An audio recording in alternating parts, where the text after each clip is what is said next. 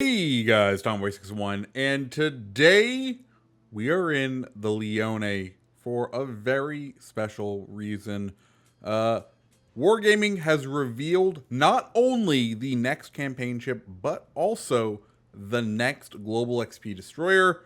So without further ado, I'll go ahead and throw up the preview trailer. This was launched at the end of the Ships of the Line stream, going over the history of French battleships. If you were there, it was a fantastic stream. Make sure you go over to their channels and subscribe, because if you're digging into military history and you have an extra couple hours, it's definitely worth the view. Anyways, let's go ahead. I'll show the trailer. Mind you, it's being pulled from their stream, which is only 720p, and this video is in 4K, so it's going to be a little bit fuzzy and blurry. But we will talk through everything after the main playthrough. Here we go.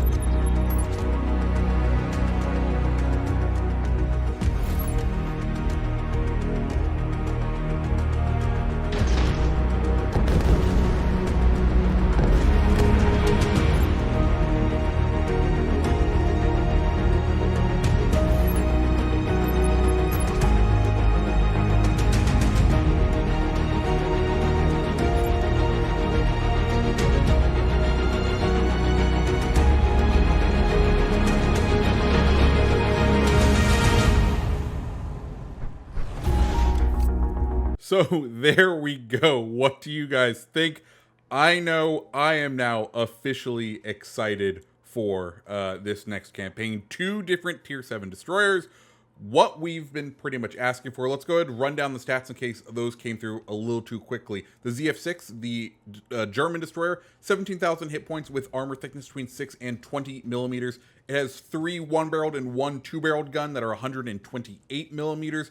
Range 10.8 kilometers, reload 4 seconds, 180 time on them, 18 seconds, 1450 base damage in HE, 2750 base damage in the AP, and a 6% chance to set fire when you are using HE. The torpedoes, it's going to be 2 4-barreled 533 millimeter torpedoes. Reload time on it 90 seconds with a 7.2 second 180 time. Damage 18,400. So those torps are going to hit hard. Detectability on those torps 1.8 kilometers, range 8 kilometers, and a speed of 75 knots. Now, ZF6 did have some pretty impressive AA equipped. It had a fairly high AA score. What we were able to see, a 5.2 kilometer AA range, and it'll have 4 distinct rings of AA damage. Maneuverability of ZF6, 35 knots, turning circle 670 meters, and a rudder shift time of 3.9 seconds. Concealment on the vessel, 6.5 kilometers, air 3.4 kilometers, and firing and smoke 2.6. As far as consumables go, we saw it has either, you can choose smoke or defensive AA, which is interesting because you usually end up popping smoke to get away from aircraft, and now you can also go ahead and boost the AA instead of using it.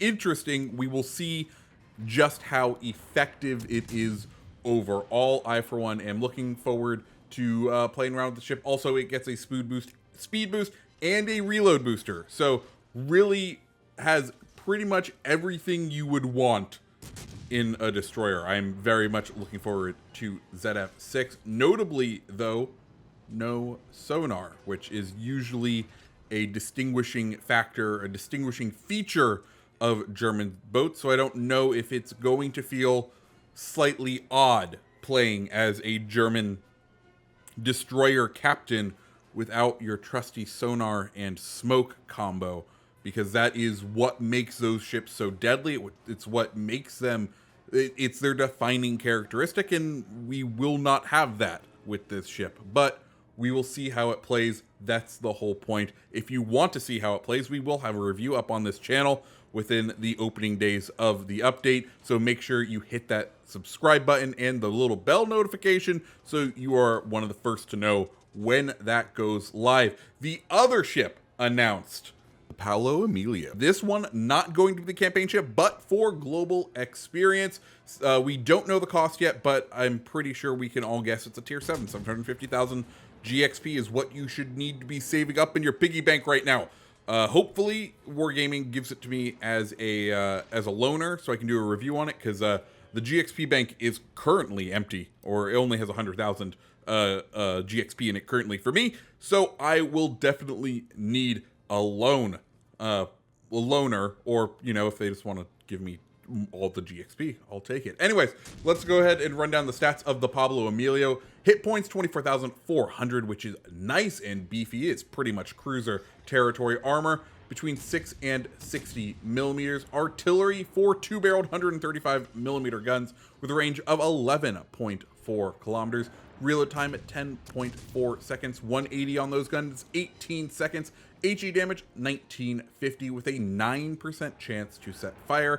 AP damage is going to be 3,000. Now, the torps that Paolo has equipped, they are YOLO torps, but they are pretty powerful. 3 4-barreled launchers with a reload time of 120 seconds and a 180 time of 7.2 seconds. The damage per torp, 23,767, which is going to pack an absolute wallop. Detectability on those torps, 1.7 kilometers with a range of 6 kilometers and a speed of 67 knots. So very short range, fairly fast, very heavy hitting.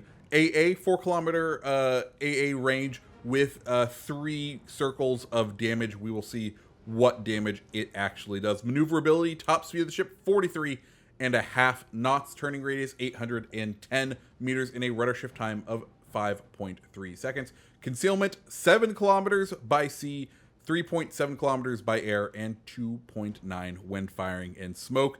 And that right there are the stats of the Emilio. Now, the consumables. The picture shown is a base smoke consumable, and then there is the speed boost, and those are going to be its consumables. However, if we look at the stats of the smoke, it reads like the engine-fired smoke, like the usual Italian smoke. During the live stream, the devs did say that it is not final whether Paolo Emilio will have her moving smoke screen, the one that the Italian cruisers currently have, the one that you would probably want that makes this ship unique, or if this is going to be the world's shortest, like even shorter than British destroyer smoke screen at only 20 seconds long. But given the stats that they gave, that feels like it's going to be the rolling smoke, but we will see. As far as my concerns, I am really hoping, I do not know, I have no information on this as of current, but and this was a problem with the Leone, we don't have an Italian destroyer commander as of current in this game. Having the tier 7 destroyer without a Italian destroyer commander in this game, I don't know if it's going to be good or fun to play it. I think Leone definitely suffered from the fact that there was not an Italian destroyer-focused commander. we've heard the devs talk. I think Sailing Robin was talking in the Back to Port podcast about, I think someone suggested, or maybe it was on a live stream, someone suggested having 3 base traits, like 3 inspirations, and the devs were like, no, because it's too powerful. And that's the thing. They realize how powerful a destroyer or a commander is, how much power that brings to a ship. And by not having a purpose-built destroyer commander, I think it is putting Paolo Emilio at a distinct disadvantage. I would love to see an Italian destroyer commander be available. Mind you, right now there are only 2 Italian destroyers, and they are both premiums. But that doesn't mean we shouldn't have it. I think it should be available, and then we, have it tailored to the playstyle of these ships, because they are very essentially a more gunboat focused kind of ship. Mind you, Paolo, with the high speed, and if it has rolling smoke, can absolutely charge in, deliver its torps, and then try to run like hell. But the guns are the main damage dealer on these things, and you need to be able to build it out different than the guns on the regular Italian cruisers. But yeah, guys, that's my opinions. What do you guys think of these 2 ships coming to World of Warships Legends? Like I said, I'm finding myself fairly excited for it. I can't wait for this update now, and I hope you guys are looking forward to it as much as I am. So, guys, if you liked the video, go ahead and hit the like button, hit the subscribe button, and I hope you have a great rest of your day. See ya.